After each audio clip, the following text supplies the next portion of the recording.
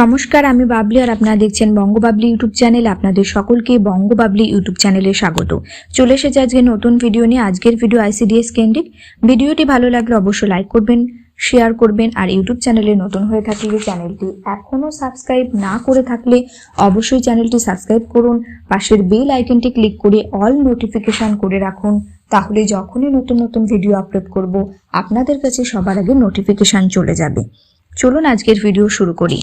নিয়মিত ভাতা চাই, বাড়াতে হবে খাবারের বরাদ্দ। বালুরঘাটে বিক্ষোভ অঙ্গনওয়াড়ি কর্মীদের। আন্দোলনকারীদের অভিযোগ, গত ৩-৪ মাস থেকে খাবারের টাকা নিয়মিত পাচ্ছেন না অঙ্গনওয়াড়ি কেন্দ্রের কর্মীরা। পাশাপাশি নিয়মিত ভাতা দেওয়া হচ্ছে না, এমনকি খাবার দাবার পুরনো বাজার মূল্য ধরে দেওয়া হচ্ছে বলে অভিযোগ। তাতেই বাড়ছে সমস্যা। প্রতি মাসে নিয়মিত ভাতা প্রদান, বাচ্চাদের খাবারের বরাদ্দ বৃদ্ধি সহ একাধিক দাবিতে মঙ্গলবার বিকালে বালুরঘাটে জেলা প্রশাসনিক ভবনের সামনে বিক্ষোভ অঙ্গনওয়াড়ি কর্মীদের। এদিন সারা বাংলা অঙ্গনওয়াড়ি ও সহায়িকা কর্মী সমিতির তরফে বিক্ষোভ প্রদর্শন করা হয় জেলা প্রশাসন ভবনের সামনে। পরে একাধিক দাবি দেওয়া সম্মিলিত ডেপুটেশন জেলা প্রশাসনের হাতে তুলে দেওয়া হয়।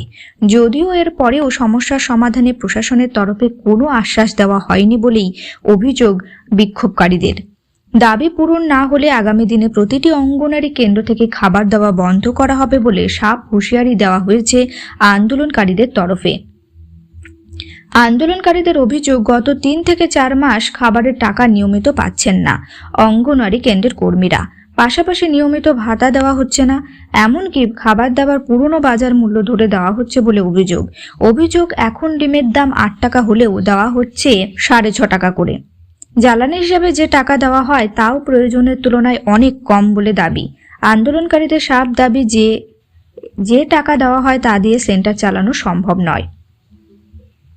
এদিকে এসব বিষয় নিয়ে কিছুদিন আগে আইসিডিএস এর কর্মীরা জেলা প্রশাসনের দ্বারস্থ হয়েছিলেন, লিখিতভাবে সমস্যার কথাও জানিয়েছিলেন।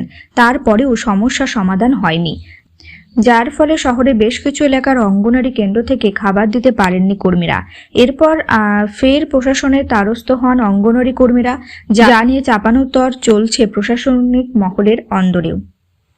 তাহলে অঙ্গনওয়াড়ি কর্মীরা তাদের বিভিন্ন অভিযোগ নিয়ে, দাবি নিয়ে আন্দোলন করেন।